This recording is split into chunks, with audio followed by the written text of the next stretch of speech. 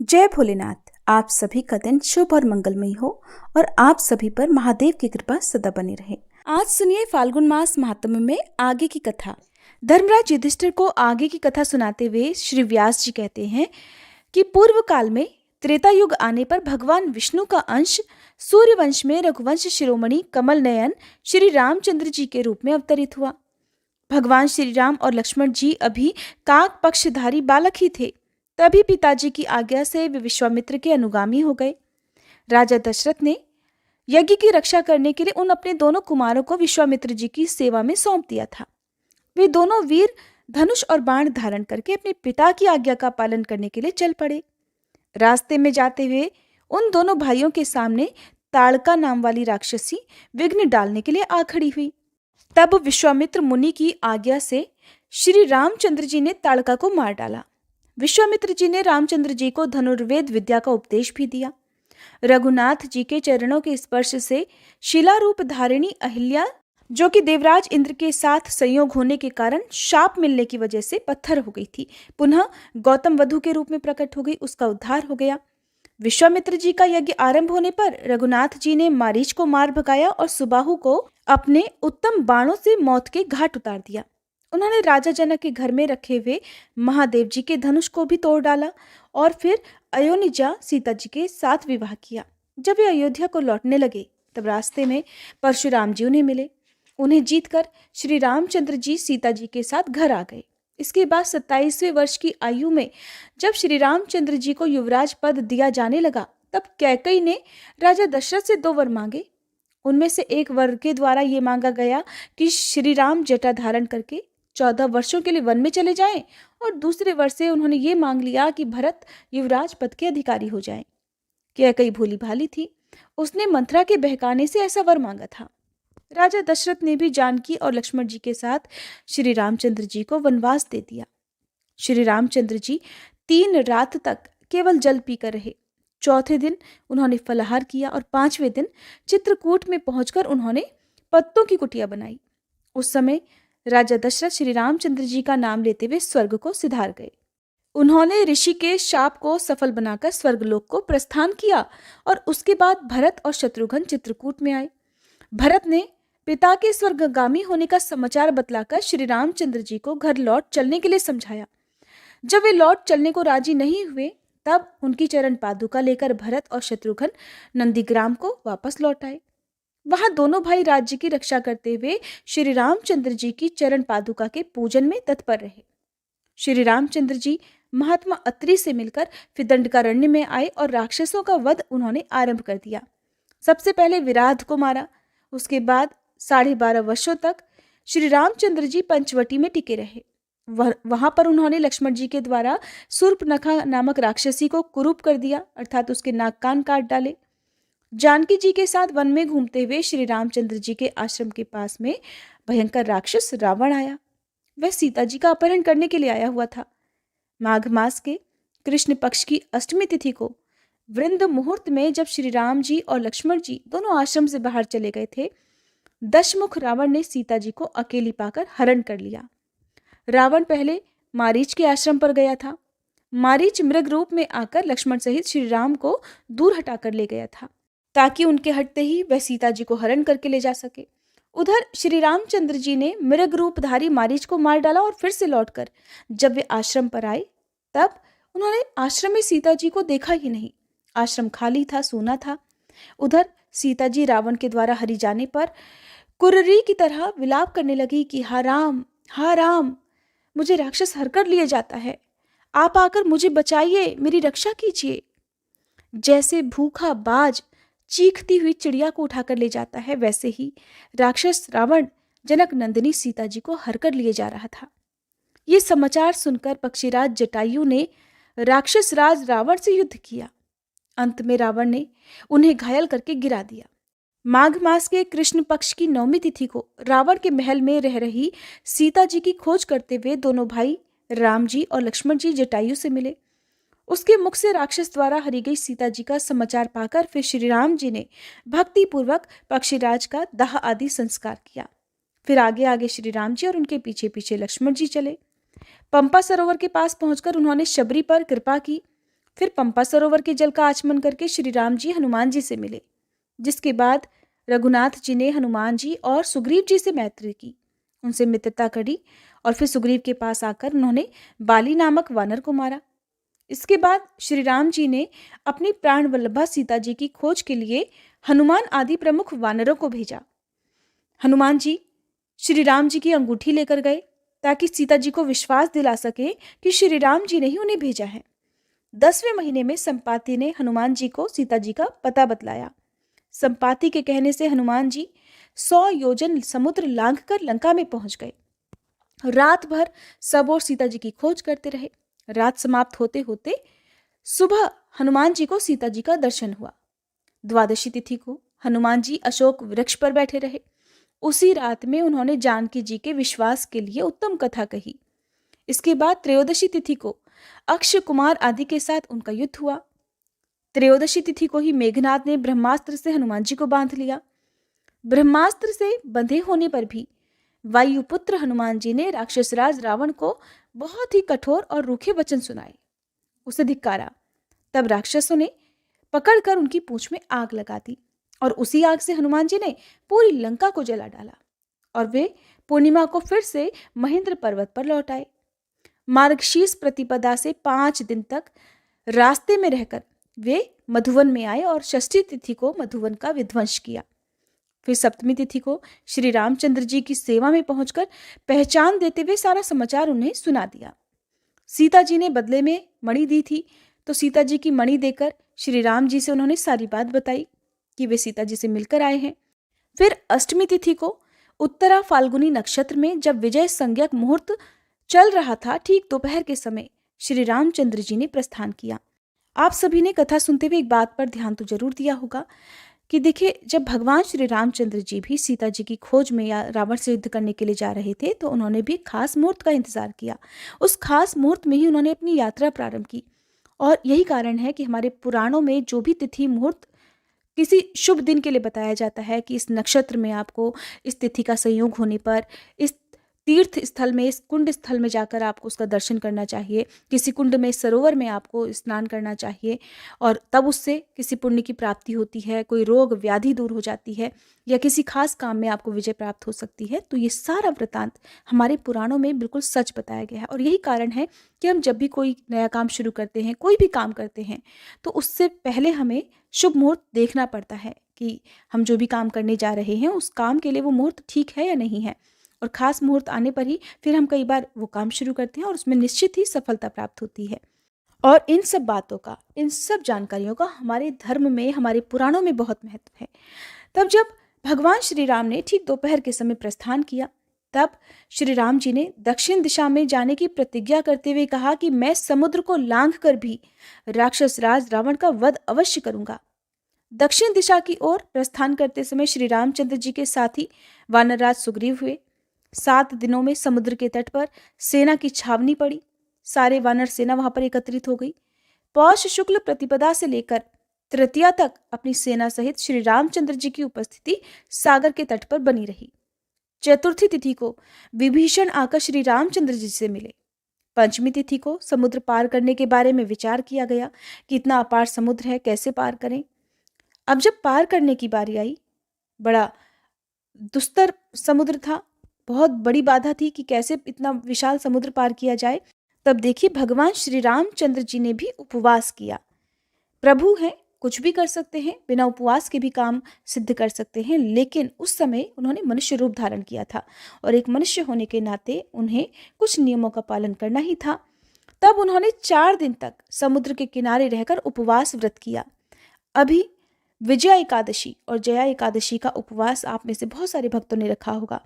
तब भगवान श्री रामचंद्र जी ने भी विजया एकादशी का उपवास रखा था, तो उसके नियमों का पालन उन्होंने पूरे 4 दिन तक किया। चौथे दिन समुद्र देव से वर प्राप्त हुआ। साथ ही समुद्र देव ने समुद्र पार करने का उपाय भी बताया। दशमी तिथि से सेतु बांधने का, यानी कि समुद्र के ऊपर पुल बनाने का कार्य शुरू हुआ और त्रयोदशी तिथि को पूरा भी हो गया। चतुर्दशी को सुबेल पर्वत पर पहुंचकर श्री रामचंद्र जी ने अपनी सेना का पड़ाव डाला। पूर्णिमा से लेकर द्वितीया तक 3 दिनों में सारी सेना समुद्र पार करके लंका पहुंच गई, जिसके बाद शुभ लक्षण श्री रामचंद्र जी ने सीता जी को प्राप्त करने के लिए शूरवीर वानरों की सेना के साथ लंका को चारों ओर से घेर लिया। तृतीया से लेकर दशमी तिथि तक 8 दिनों तक सेना वहां पर टिकी रही। एकादशी के दिन शुक और सारण इन दो मंत्रियों का आगमन हुआ। पौष कृष्णा द्वादशी को सेना की गणना की गई, गिनती की गई और ताकत देखी गई, किस सेना की तरफ कितना बल है, कौन कौन से सैनिकों को पहले भेजा जाए युद्ध में, किनको बाद में भेजा जाए। कपिश्रेष्ठ सुग्रीव जी ने अपनी सेना के बलाबल का वर्णन किया। फिर त्रयोदशी से लेकर अमावस्या तक 3 दिन तक लंका में रावण ने अपनी सेना का संगठन और उनकी गणना की। सैनिकों में युद्ध के लिए उत्साह भरने का काम किया। किसी भी युद्ध से पहले अपने सैनिकों का उत्साह जरूर बढ़ाया जाता है। किसी भी युद्ध के लिए क्यों, किसी भी प्रतियोगिता के लिए, कोई भी कंपटीशन हो, सबसे पहले उन्हें मोटिवेशनल सपोर्ट दिया जाता है, उनका मनोबल बढ़ाया जाता है, ताकि युद्ध में या किसी भी प्रतियोगिता में हार या जीत जो भी फैसला हो उसके लिए आगे की दिशा तय की जाए। माघ शुक्ल प्रतिपदा को अंगद जी दूत बनकर रावण के दरबार में गए। द्वितीया के दिन सीता जी को माया से उनके पति के कटे हुए मस्तक आदि का दर्शन कराया गया। इधर रावण भी पूरी तैयारी पर था। दोनों ही तरफ के वीर योद्धा अपने अपने सैनिकों का बल बढ़ा रहे थे और उधर रावण ने एक बार अंतिम प्रयास किया कि सीता जी के आगे उनके पति अर्थात भगवान श्री राम जी का कटा हुआ सिर लाकर रख दिया जाए, ताकि उनका मनोबल गिर जाए और वो लंका में ही रहने का निश्चय कर लें। उस दिन से 7 दिनों तक अर्थात अष्टमी तिथि तक राक्षसों और वानरों में घमासान युद्ध हुआ। सीता जी बहुत पतिव्रता थी। भगवान श्री राम के अलावा उन्होंने कभी किसी के प्रति मन में विचार तक नहीं लाया था। अपने निर्णय पर अड़ी रही। तब इधर भगवान श्री राम जी के जो भी सेना थी, उधर राक्षस राज रावण की सेना में घमासान युद्ध हुआ। माघ शुक्ल नवमी की रात में मेघनाद ने युद्ध करके श्री राम और लक्ष्मण जी को नागपाश में बांध लिया। इससे सब कपीश्वर व्याकुल और हताश हो गए। सारी वानर सेना परेशान हो गई। तब वायु के उपदेश से श्री रघुनाथ जी ने गरुड़ देव का स्मरण किया। दशमी तिथि को गरुड़ जी नागपाश से छुड़ाने के लिए आए। फिर माघ शुक्ल एकादशी से लेकर 2 दिन तक फिर युद्ध बंद रहा। इतने दिन तक 2 दिन तक विराम रहा। द्वादशी तिथि को हनुमान जी ने धूम्राक्ष और त्रयोदशी को उन्होंने ही अकंपन का वध किया। माघ शुक्ल चतुर्दशी से लेकर कृष्ण पक्ष की प्रतिपदा तक 3 दिनों में नील ने प्रहस्त का वध कर दिया। माघ कृष्ण द्वितीया से लेकर चतुर्थी तक 3 दिनों में श्री रामचंद्र जी ने तुमुल युद्ध करके रावण को रणस्थल से मार भगाया। पंचमी से अष्टमी तिथि तक रावण द्वारा जगाया हुआ कुंभकर्ण 4 दिन तक केवल भोजन ही करता रहा। उठने के बाद उसे भोजन जरूरी था। उसके बाद नौमी तिथि से लेकर 4 दिन तक लगातार कुंभकर्ण ने युद्ध किया और बहुत से वानरों को खा डाला। इसके बाद अंत में वो भी भगवान श्री राम के हाथों मारा गया। अमावस्या के दिन लंका में उसके लिए शोक मनाया गया। फाल्गुन शुक्ल प्रतिपदा से लेकर चतुर्थी तक 4 दिनों में नरांतक आदि 5 राक्षस मारे गए। पंचमी से सप्तमी तक 3 दिनों में अतिकाय का वध हुआ। अष्टमी से द्वादशी तक 5 दिनों में निकुंभ और कुंभ मारे गए। फिर 4 दिनों में मकराक्ष का वध हुआ। फाल्गुन कृष्ण द्वितीया के दिन मेघनाद पराजित हुआ। तीज से लेकर सप्तमी तक 5 दिन दवा आदि लाने की व्यग्रता के कारण युद्ध बंद रहा।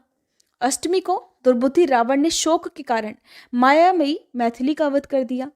इसके बाद श्री रामचंद्र जी ने सेना के द्वारा पूर्णतः इसका निश्चय किया। फिर त्रयोदशी से 5 दिनों में लक्ष्मण जी ने विख्यात बल और पराक्रम वाले मेघनाद को युद्ध में मार डाला।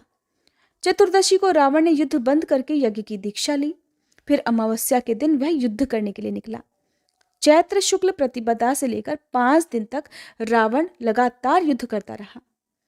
इस युद्ध में बहुत से राक्षस मारे गए। फिर 3 दिनों तक रावण के रथ, घोड़े आदि मारे गए। चैत्र शुक्ल नवमी को लक्ष्मण जी को शक्ति लगी। तब श्री रामचंद्र जी ने क्रोध में भरकर दशमुख रावण को खदेड़ दिया। फिर विभीषण की सलाह से हनुमान जी लक्ष्मण जी के लिए औषधि लाने के लिए द्रोणाचल पर्वत पर गए और वहां से संजीवनी बूटी लाकर, जिसे विशल्या भी कहते हैं, उन्होंने लक्ष्मण जी को पिलाई। दशमी तिथि के दिन युद्ध बंद रहा। रात में राक्षसों ने फिर युद्ध प्रारंभ कर दिया। एकादशी के दिन श्री रामचंद्र जी के पास मातली नामक सारथी के साथ देवराज इंद्र का रथ आ पहुंचा। चैत्र शुक्ल द्वादशी से लेकर कृष्णा चतुर्दशी तक श्री रामचंद्र जी ने रावण को मार डाला। अमावस्या के दिन रावण आदि राक्षसों के दाह संस्कार हुए। इस तरह घोर युद्ध होने पर श्री रामचंद्र जी को अंत में विजय प्राप्त हुई। माघ शुक्ल द्वितीया से लेकर चैत्र कृष्ण चतुर्दशी तक 87 दिन के संग्राम में केवल 15 दिन ही युद्ध बंद रहा। बाकी दिनों तक अर्थात 72 दिन तक युद्ध लगातार चलता रहा। वैशाख शुक्ल प्रतिपदा को श्री रामचंद्र जी रणभूमि में ही रहे। द्वितीया के दिन उन्होंने विभीषण का लंका के राज्य पर अभिषेक किया। तृतीया को सीता जी की शुद्धि हुई और देवताओं ने आशीर्वाद दिया। इस प्रकार श्री रामचंद्र जी राक्षसों द्वारा कष्ट में डाली गई परम पवित्र जानकी जी को बड़े प्रेम से ग्रहण करके वहां से वापस लौटे। वैशाख की चतुर्थी को श्री रामचंद्र जी पुष्पक विमान पर बैठे और आकाश मार्ग से अयोध्यापुरी की ओर चल दिए। 14वां वर्ष पूरा होने पर वैशाख शुक्ल पंचमी को श्री रामचंद्र जी अपने दल बल के साथ भरद्वाज आश्रम में आकर रहे। फिर षष्ठी को पुष्पक विमान से वे नंदीग्राम में आए। सप्तमी में अयोध्या के राज्य पर रघुनाथ जी का अभिषेक हुआ। 14 महीने 10 दिन तक सीता जी को राम से अलग रावण के घर में रहना पड़ा था। 14 वर्ष के बाद श्री राम जी ने अयोध्यापुरी में प्रवेश किया था। उस समय रावण का गर्व चूर करने वाले श्री रामचंद्र जी बहुत प्रसन्न थे। उन्होंने अपने भाइयों के साथ 11,000 वर्षों तक राज्य किया। राज्य का पालन करने के बाद वे सबके साथ परम धाम में चले गए। राम राज्य में सभी लोग बहुत प्रसन्न रहते थे। सभी धन धान्य से संपन्न और पुत्र पौत्रों से भरे पूरे थे। बादल इच्छा के अनुसार पानी बरसाते थे। अन्न की उपज कई गुना अधिक होती थी।